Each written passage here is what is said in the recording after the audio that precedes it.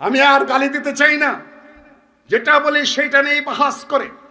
যে বুঝে সেও কথা বলে, যে না বুঝে সেও কথা বলে।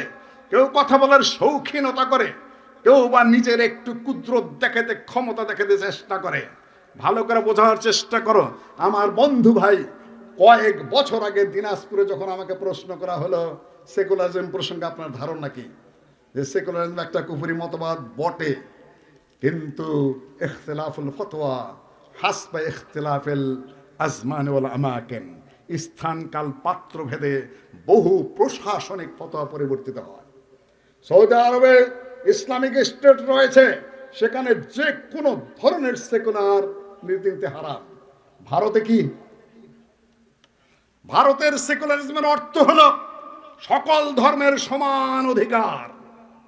এখন মুসলিমদের উপর যখনই হিন্দুরা আক্রমণ করে, মুসলিমরা প্ল্যাকার্ড নিয়ে দাঁড়িয়ে থাকে, উই নিড সেকুলারিজম, আমরা সেকুলারিজম চাই ভারতে। তার মানে কি?